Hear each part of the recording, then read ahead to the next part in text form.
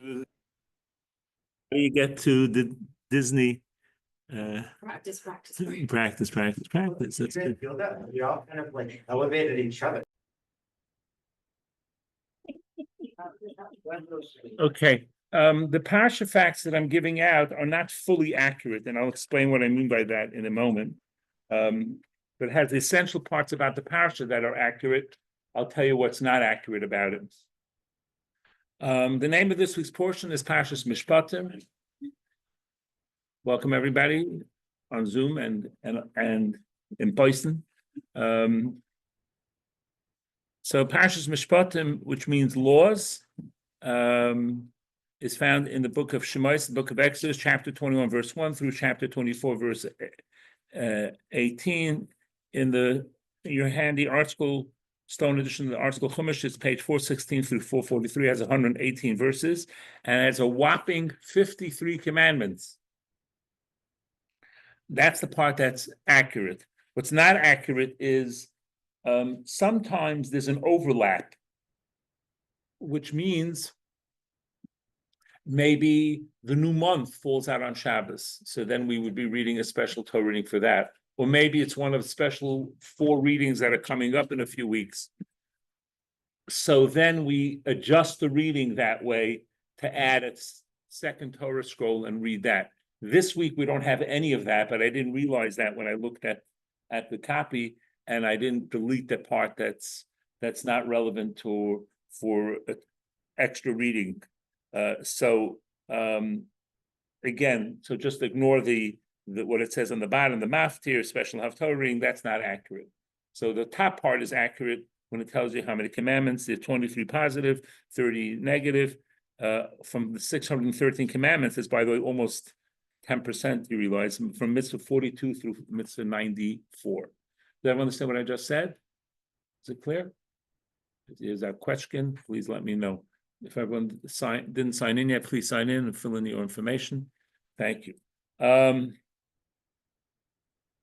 Now, what's important to understand with the Torah is that there are actually 2 Torahs. No, not the old and new, God forbid. That's not what I mean. What I mean by that is there is the written Torah and the oral Torah. The written Torah are like the notes. And the oral Torah fill in the blank. Fills in the information. And that's going to be very essential in understanding the Torah text. Because without it, if we're going to take a literal interpretation of the written Torah, we're going to make many mistakes, as we're going to see in the portion. I'll jump ahead. I'll give you the most famous mistake: an eye for an eye. What does that mean in English? What do people think it means? Right? Anybody? The same punishment as the perpetrator committed. You do the same punishment as the perpetrator. You take out somebody else's eye, you take out your eye. That's not what it means. That the written Torah says those words, but in fact, it means financial remuneration. An eye for an eye means that if you take out somebody else's eye, you have to compensate him for the eye. And we don't remove the eye of the person who does it, because the guy who lost the eye, he's not benefiting anything from it, among other reasons. But so that's a classic example of the oral Torah filling in the blanks of the written Torah. Now, the oral Torah was given at Sinai as well by Moshe to the Jewish people. Later on, when between persecution and exile, things were being forgotten. So then the oral Torah started to be written down. And that was the Mishnah, and eventually became the Gemara, which is the Talmud, the combination of the Mishnah and the Gemara. So, and from there we get the code of Jewish law, et cetera, the Rambam and his codification of the law. So I'm giving you a lot of information there, but if you don't understand, please don't hesitate to ask. The oral Torah is the Mishnah. From that is derived. Right. The Gemara actually has the Mishnah in it, and then the rabbis extrapolate from the Mishnah and can take it further and explain that more. And the written Torah is Torah. The written Torah would be the 5 books, as well as the books of prophets and writings. Okay? All righty, so let's talk about the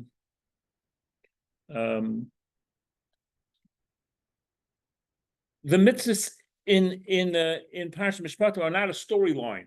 It's all different kinds of mitzvahs with a wide range of topics touching on A to Z. You can't imagine all the things it's touching on. And I'm going to give you, there's a wonderful book called Master Plan. It's the name of the book. It's a little bit of simplification is too strong of a word. It simplifies some deep concepts from Rabbi Czapnik Hirsch's Chorev, which is a fascinating work, but very deep. And it talks about the different types of mitzvahs. And I'm going to give you from his introduction in Master Plan, how to divide up all of the commandments, the 613 commandments, into 5 groups. Okay? So it's a generalization, but it works nicely. So group number 1 is justice towards other people, which means laws related to form the basis of social legislation. Group 2, justice toward the environment, which is mitzvahs regulating our use and enjoyment of the environment. Okay, group 3, love and concern for other people, mitzvahs fostering enhanced awareness and the needs of other people. Group 4, enrichment of the environment, mitzvahs that fill our environment with God-orientated activities. Group 5, the inner life, mitzvahs addressed to our heart and soul, expressing an intimate relationship with God. So I'm going to go through those 5 again, so you can hear the different types. Group 1 is justice towards other people, laws which form the basis of social legislation. That would be probably, if you injure somebody, what do you have to pay him? Group 2, justice toward the environment, mitzvahs regulating our use and enjoyment of the environment.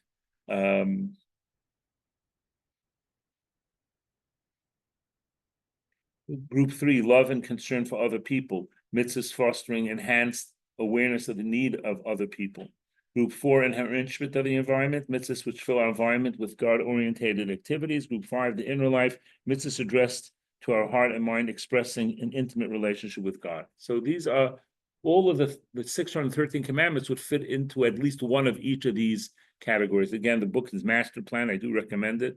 And it goes through that. What I just read to you is just from the introduction to it. It goes through many of the mitzvahs and explaining them that way.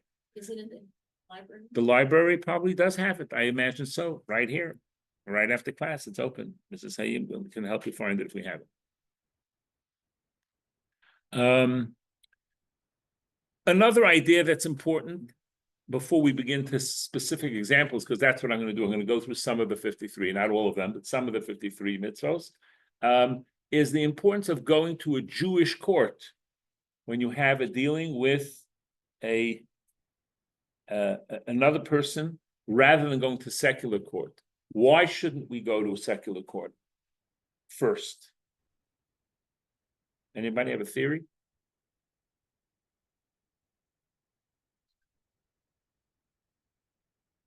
The principles of error. Well, the principles are different, and what Jewish law states is going to be different than what secular law states. Besides that, it's a lot cleaner. It's a lot straighter. I was subpoenaed many years ago by a neighbor they were divorcing, and I had to appear in court, and unfortunately, the woman made a terrible mistake. She decided that she's going to defend herself, which don't ever do that. Even if you think your case is so black and white, always get a lawyer. And she would ask questions, and the other attorney would oppose the question, and the judge would rule in his favor, and she couldn't get a word in edgewise. And finally, I turned to the judge and say, Your Honor, can't I just say what I know? And he looked at me and said, No. Oh, and I bit my tongue very hard and say, so we're not in search of truth, we're in search of procedure. That's what I thought. I didn't say it because I didn't want to, we wouldn't be giving this class now because I might still be in jail for, what's the term? I forgot the term, disrespecting the court. But in any event, so a Jewish court, but that's not the point. The point is Jewish law is different, and therefore ideally we should go to Jewish court, and it's a lot cheaper too. Besides, that's a separate issue. Okay, so Rabbi Czapnik, can I ask you a question? you just did. What's the next one, Bracha?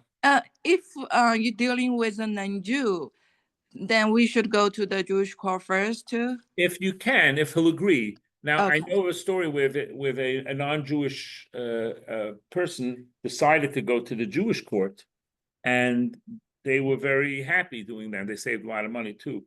But obviously, when this, in this case I'm talking about, some of the people say, "What are you doing? The Jewish court's going to rule for the Jew." They said, "No, they're going to be very straight." And just to give it a little teeth, when you go to a non-Jewish court, some of them require you to sign a binding arbitration agreement, so that if in fact the court rules one way, the guy can't just say, "Oh, I'm not listening," because he signed an arbitration agreement. Then you can go to the secular court and enforce it. So just that's a side thing. But you can ask the non-Jewish person if you want to go to a Jewish court. He most likely will say no, but it can't hurt to ask. But clearly, if you're dealing with a non-Jewish person who doesn't want to go to a Jewish court, then you go to a secular court. That's fine. And sometimes the Jewish court will give you an allowance to say, based upon the circumstances of this case, you can go to a secular court. They'll allow you to do that. So that's another option. But we should, especially a Jew to a Jew, we should definitely try to go to a Jewish court first.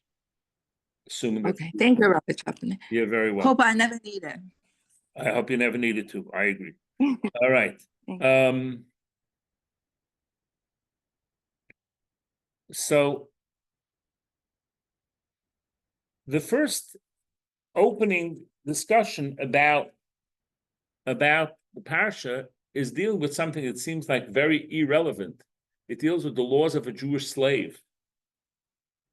Slavery, which has a very negative connotation. But the truth of the matter is, it sounds very nice to say it's a terrible thing, but in the world today, there's anywhere between 21 to 40 million people that are in forced labor. So the United States can stand on its high horse and say, "Oh, why do we talk about slavery in the Torah?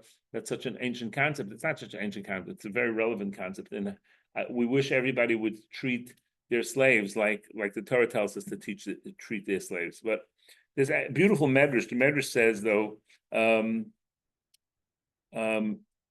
God speaking about the Jewish people whom he acquired as servants. So let me just go through some of the laws about it, and then I'll come back to what this medrash says. How does a person become a Jewish slave? Well, one of the ways is because he stole and he didn't have money to pay back. So then he becomes and most of the laws we're learning are going to be relevant to Jew. It gets complicated with Jew to non-Jew. Some of the laws are different in that cases, but I'm not going to go through the distinctions of that. So in this particular case, a Jewish man stole. He didn't have money to pay back. He sold for 6 years, and the money that he earns goes to the person that he stole from. And the 7th year, he goes out free. If and the owner, by the way, has to support his wife and kids in the interim. So it comes with strings attached to the owner.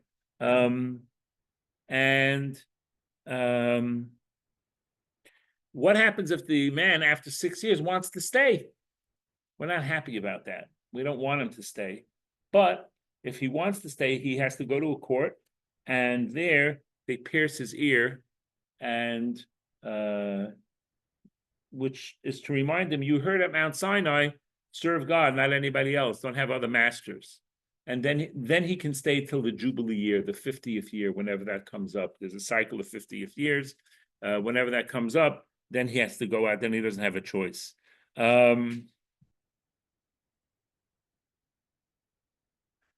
So let me just tell you what the Medrash says.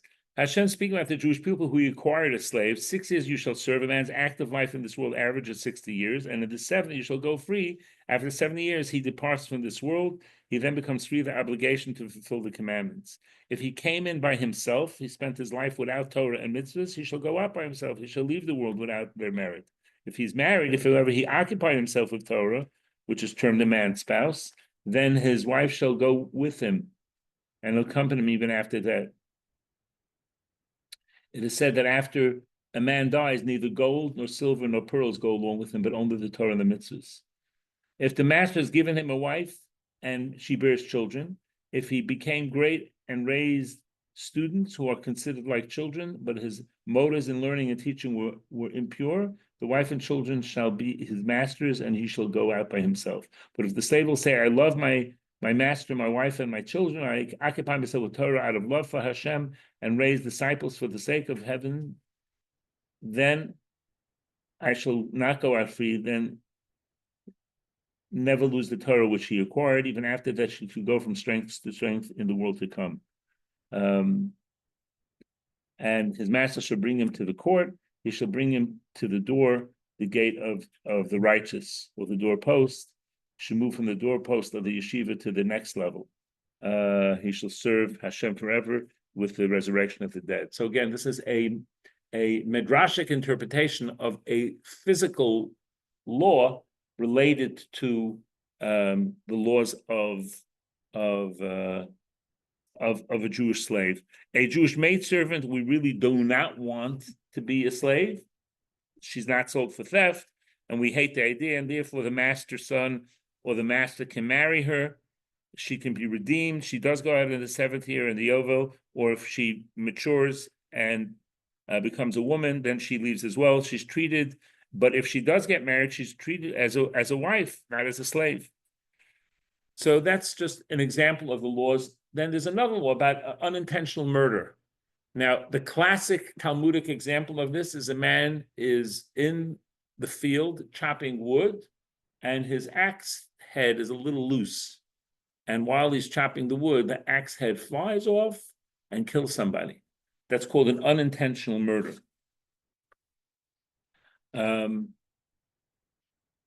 before we get into that, what the conclusion of that is, I do want to mention a beautiful story with Rabbi Yitzchak Grossman from Migdal Emek, who's a fascinating person, worthy of research about him. Just a wonderful person. The impact he's had on his society there is really amazing. And one day he comes into his house and he sees a thief is in his house. He doesn't run out of the house. He goes over to the door and locks the door with himself on the inside. And he comes in and he says, how can I help you? And the guy's like, it says, I'm going to give you 2 choices. I can either call the cops and you'll be arrested in 5 minutes, or if you agree to come to my house for a Shabbos, then I'll let you go for a full Shabbos.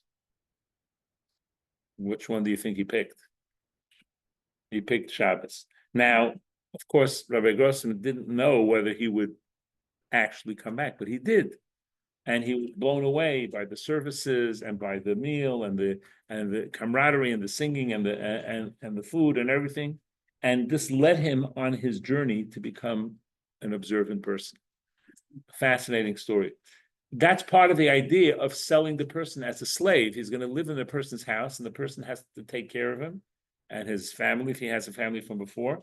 And this is ideally the way to see, for him to have a chance to learn the right way of being, which is just a fascinating idea. In any event, if he kills unintentionally, then he has to go to the cities of refuge.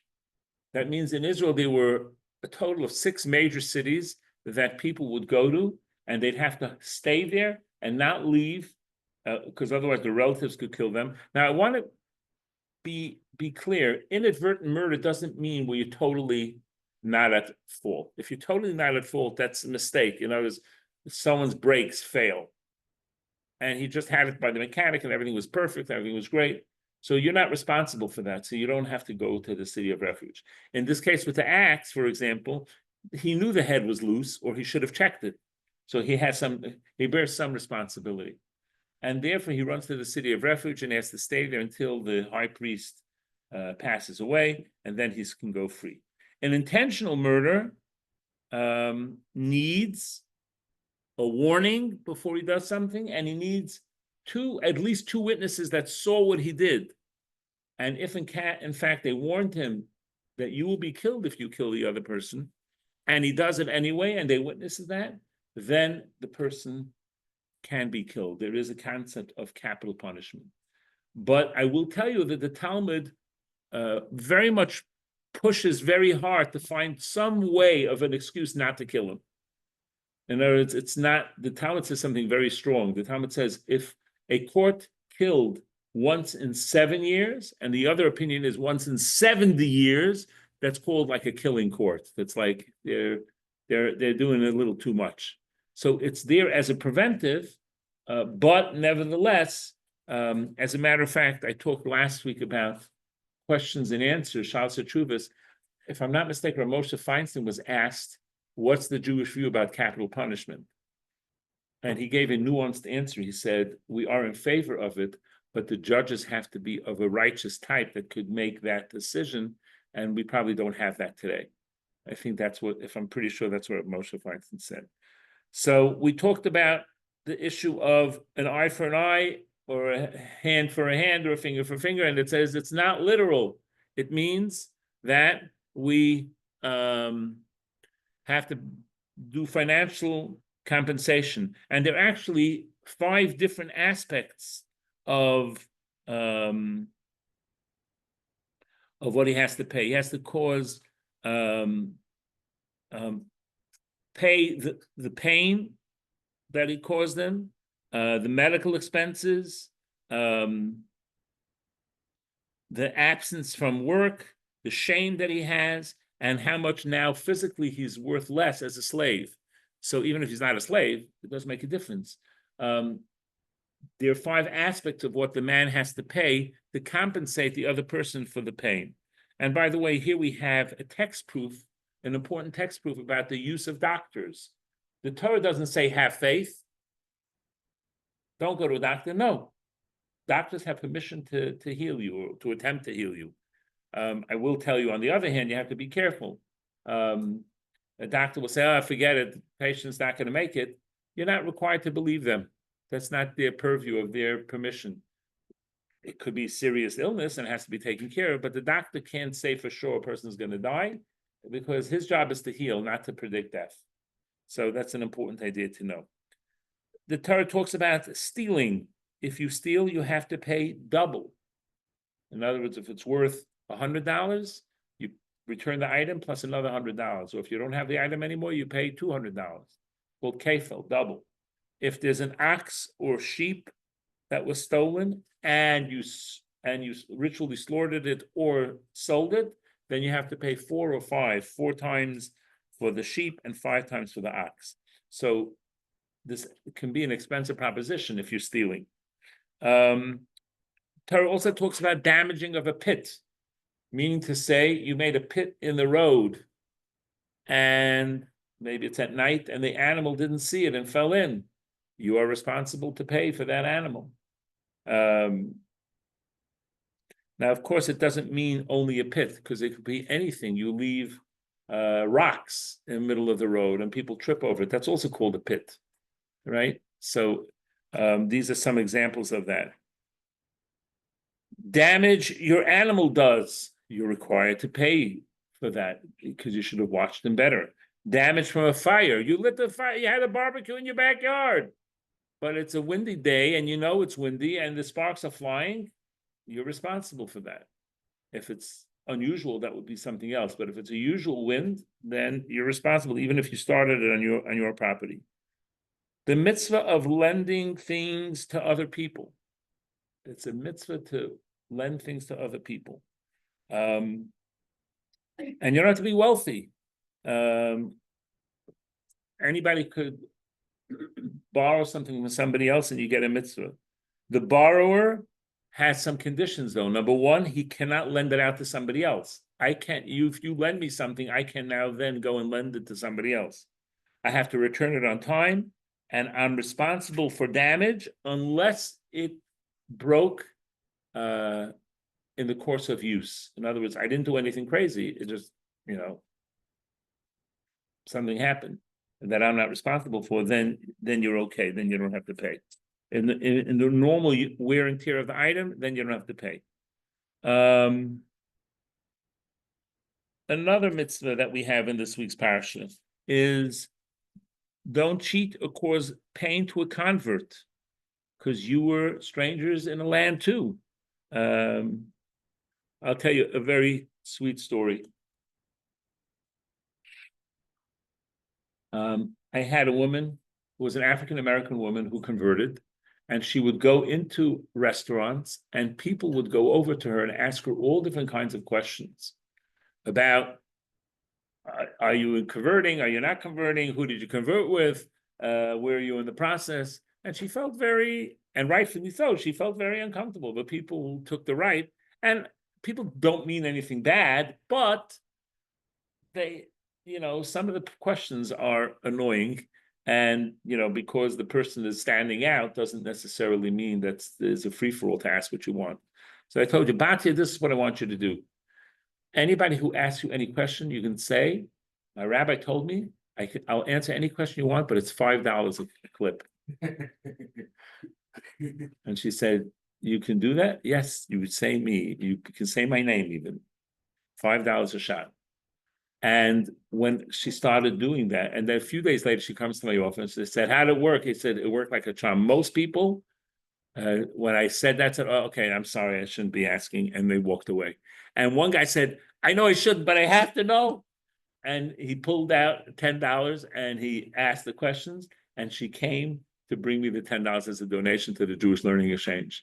And I told her, even if this is the last $10 in the world, I'm not taking it. He asked you the questions and you did it. It's yours. I'm not taking it. You can keep it. And like I said, most people don't mean to be that, but it worked. It worked very, very well. The Torah says a special prohibition not to harm a widow or an orphan.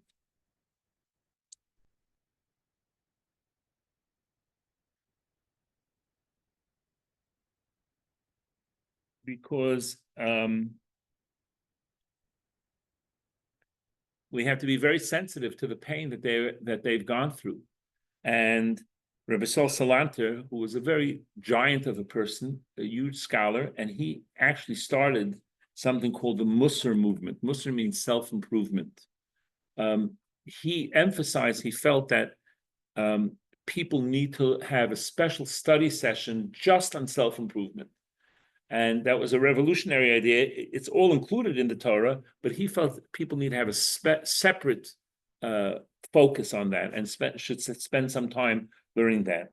And Rabbi Salanter was very upset about the people of a town. They didn't pay the tuition of a young orphan to enable him to study Torah.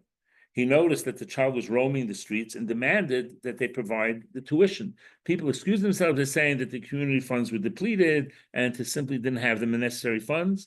So he said, sell the Torah scroll, but pay for his tuition. Because he's an orphan and nobody's taking care of him, so now he's going to wander the streets. No, he has to be paid. The tuition has to be paid so he can be in a Jewish school like everybody else. Pretty powerful stuff. Rabbi Yaakov Berlin, father of the Netziv, a great rabbi, Rabbi Tzvi Yehuda Berlin, once brought home very expensive glassware, and the members enjoyed it for only 2 days when the maid dropped it and broke it. His wife was very upset and scolded the maid for her clumsiness. Rabbi Berlin intervened and said, you have no right to shout at the maid and humiliate her. If you feel that she should pay for it, take it to a rabbi for a Jewish law ruling. And said, you know what, that's a good idea. And she said, I'm going to go and take the maid to a rabbi. And Rabbi Yaakov stood up and proceeded to accompany them. And the wife told him, you don't have to come with me. I know what to say. And the rabbi said, I'm not coming for you, I'm coming to defend the maid. They must have had a good relationship. But he went to the rabbi to defend the maid because, she didn't have anybody to defend her.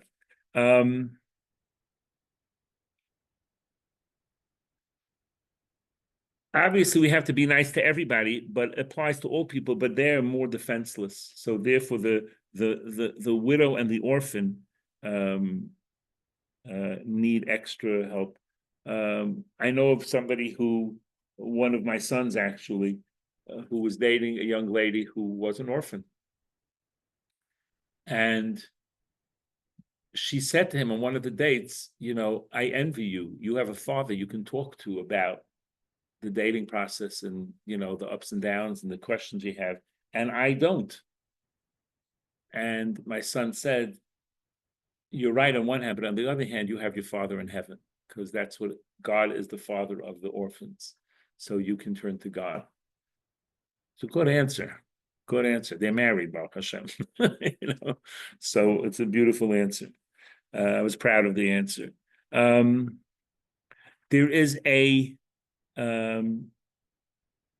prohibition of charging interest when you lend money. You're not allowed to charge interest. And it's a mitzvah to give a loan. And there's something called a gemach. A gemach stands for the words gemilas chasadim, acts of loving kindness. And what that means is it's called a free loan society, is the English translation of that, which means that you can go to these people and they will lend you, and it's been expanded not only for money, we're going to talk about some other examples of it. It can be other things, and we don't charge interest. Now, what happens if there's a business transaction? So there is a complicated Jewish law idea. If, let's say, a person wants to go to a Jewish bank for a loan for a house. So, and the way the bank functions is they obviously want to charge interest, so that's how they make the money. So there is a way of doing it. There's a heter iska, there's a document that has to be filled out, and it involves the court, et cetera, but generally we do not charge interest for a loan. And I will add that the idea of a gemach, of a free loan society, has been expanded tremendously. If you ever go to Israel, look in the phone book under gemach, which means free loan society, and you'll see a listing of unbelievable things. I'll give you some examples. There is a gemach in Israel for if you lost a pacifier. Now, why would you need a free loan society for a pacifier? Anyone have an idea? If in the middle of the night the kid wakes up and he doesn't have his pacifier and can't fall back to sleep, the stores are closed, you go to the free loan society, you take the pacifier and you replace it with a new one another time, and the kid can go back to sleep. And there's free loan societies for mother's milk. I mean, there's just anything your imagination can think of. You can get a free loan society for that. Now, obviously, you need a large Jewish community. In LA, it's a smaller community, so we don't have. I know somebody in Los Angeles who has a mezuzah gemach. Mezuzah is the scroll that goes on the door.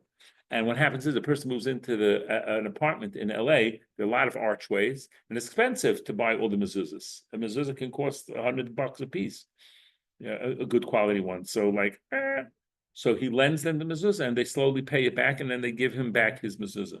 So there are. So a free loan society is a very beautiful thing. Now, if you're lending money, then if you're loaning, you can't pressure the person to pay it back if he doesn't have it. And the borrower shouldn't borrow unless he has sees a possible way of paying it back eventually, and make a real effort to do that.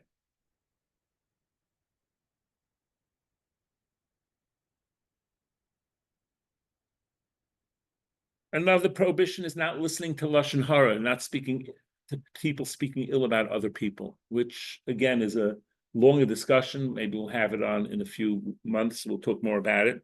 There are times where you can and times where you cannot speak ill about other people. Is it relevant? Is it not relevant?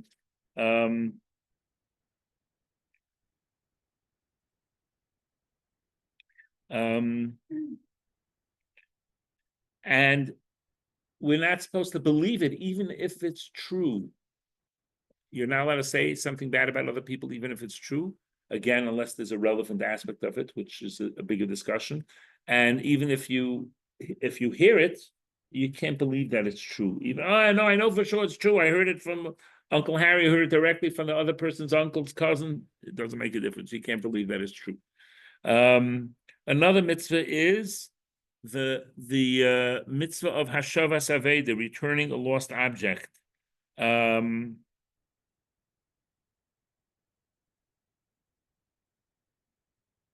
So the Gemara brings a fascinating story about Reb Chanina ben Doisa. Reb Chanina ben Doisa's wife found chickens outside her home, and she decided to take care of them till the owner comes back.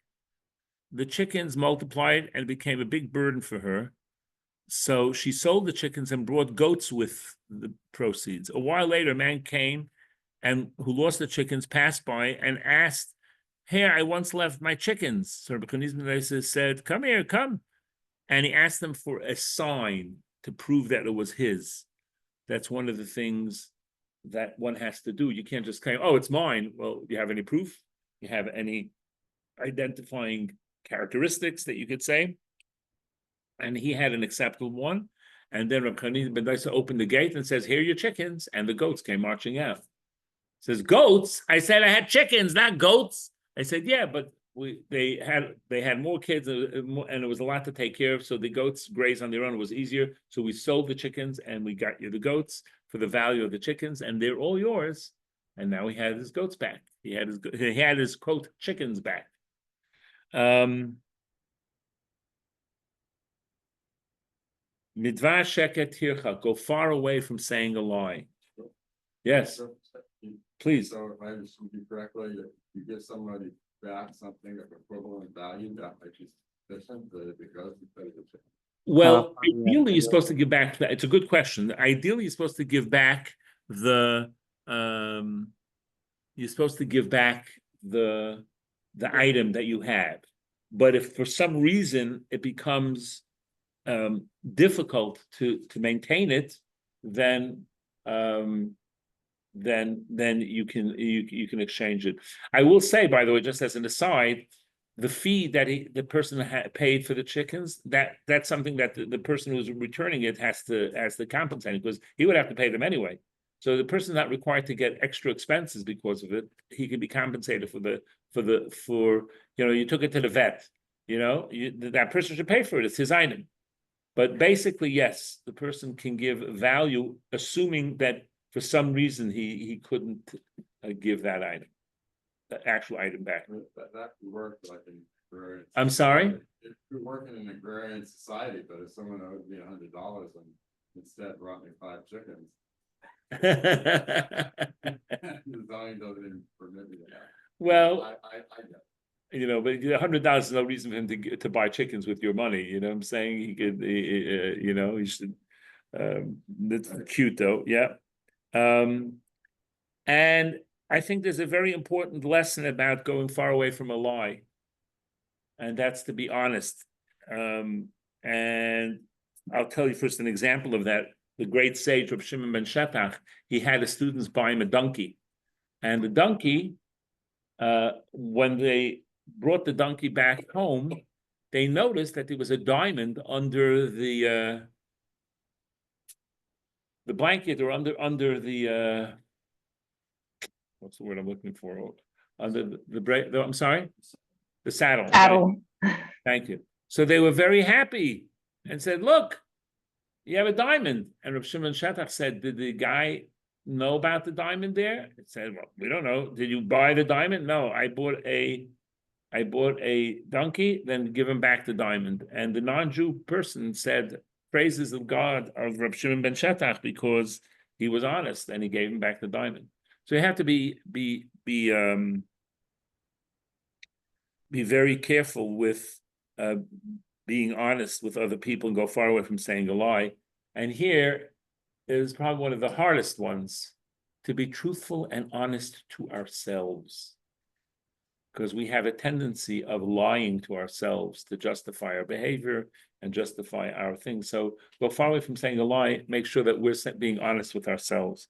Another law is don't mix milk and meat together. We don't eat them, we don't cook them together, and we don't derive benefit from it. So that's again one of the prohibitions in the Parsha.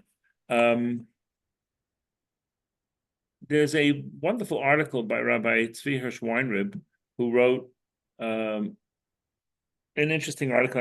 I'd like to read part of it to you. This was not an obvious choice back in the 1940s, for a few parents chose the day school option. They send in kids to the public school. Indeed, many of their friends advised them against depriving me of a public school education, and the cost of tuition was great, strain on my father's meager income. But I remember my mother insisting that she wanted to teach me responsibility, and her belief was that I would learn best in the Jewish school. Looking back at my early school years, I certainly cannot recall any lessons specifically devoted to responsibility. Learning the Hebrew alphabet and then going on to study the fascinating stories of Genesis were certainly interesting and exciting to me, but in the early grades, the concept of responsibility never came up, at least not explicitly.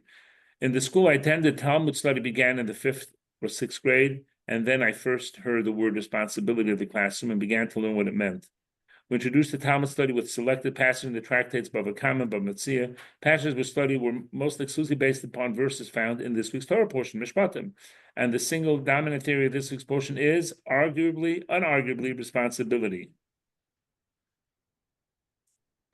Like a person is responsible for all of his actions, deliberate or unintentional, purposeful or accidental, awake or asleep.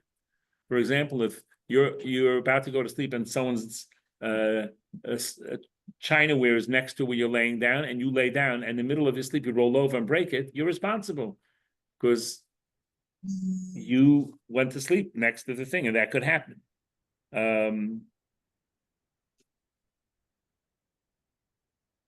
We're not only responsible for our own actions, but also for the actions of the animals we own. We're responsible for the damage caused by our possessions if we leave them in a place where someone might trip over them and harm themselves. We are responsible not only to compensate those whom we have harmed for the damage they suffered, but also responsible to compensate them for lost employment, for the health care costs that they incurred. What's the hum?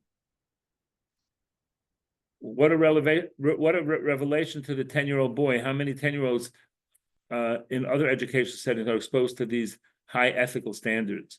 Certainly not boys in the park with whom I played stickball, whose parents had not opted to send them to the day school. Some people criticize, they point out that many of the verses are dealing with oxes, goring. Why is that relevant? But the answer is it is relevant because it's not about the ox, it's about the concept of responsibility.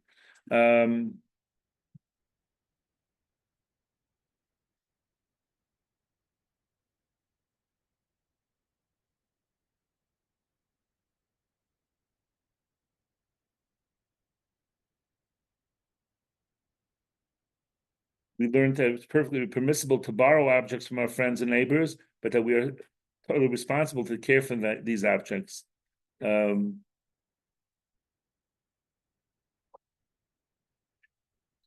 learned that we're responsible to help others, and the obligation extended even to strangers in our midst, indeed extended to all the more so to strangers.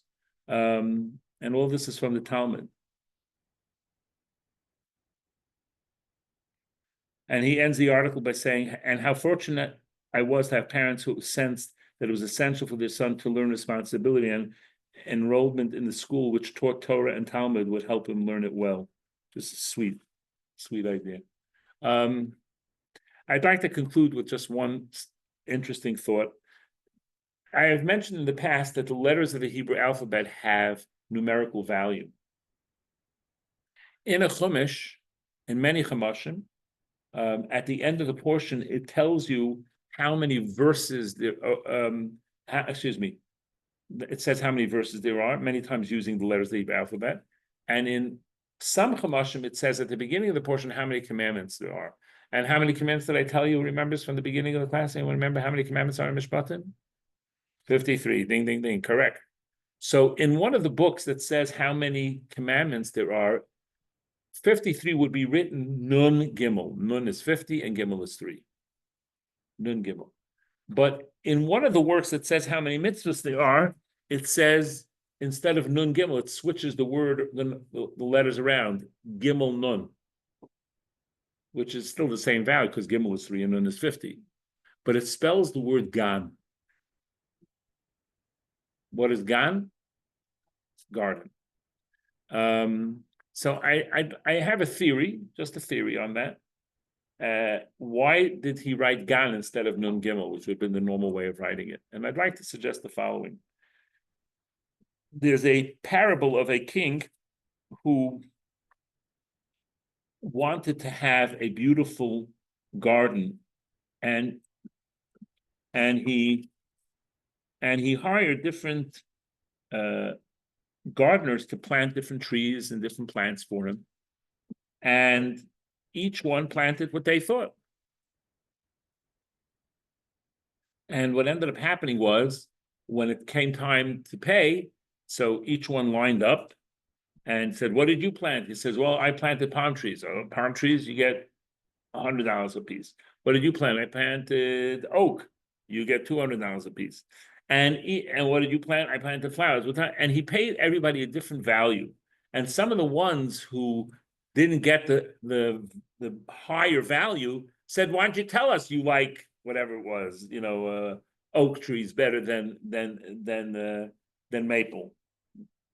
And the king said, "Because then I wouldn't have had a garden. Then I would have had all of the same trees. And I wanted to have the various sights and scents of the different things he planted." And this example is used by our sages to talk about why God didn't tell us the value of each mitzvah, each commandment, because then says the sages who explain this, says, because then we would only focus on the ones that have, quote, high value mitzvahs. And God wants us to do all of them because wants us to create ourselves with the full picture of everything. And that's maybe why my theory on why this week has so many mitzvahs, it says instead of Nun Gimel 53, it says Gan, which is also 53, because it's like that garden of the king, where God wants us to envelop ourselves in all of the commandments with all the different subjects that it touches on. So, any questions and thoughts and comments? We obviously didn't go through all 53, but we did a lot of them, but I'm open to comments on what we did. You have the list, by the way, in the Parsha facts about what it is. I have a question, Rabbi. Yes, thank you very much. When these are given, I guess the rabbis discuss it further and they go further with it. Is that right? Yes, in the Talmud, yes. So if we follow just what's written here, is that enough? Is it enough information? No, because you're going to see an eye for an eye. You're going to knock out somebody else's eye because you knocked out, God forbid, somebody knocked out yours. Thank you. No, you can't. You can't just go by the literal. You have to know what the rabbi's interpretation and how it was taught. Mm-hmm. Okay. Any other questions, thoughts, comments? All right. Next week, we're starting learn how to learn Torah text at 10 and prayer book Hebrew at 10:30. Have a great week, everybody. All the best. Thank you. You're welcome. Take care. All the best, Michelle. Take care. David, Elisheva. Thanks, Rabbi. Thank you. You're welcome. Who's Moshe Mordechai? I like the picture. Bracha. Thank you. Who's Moshe Mordechai? Take care, David. All the best.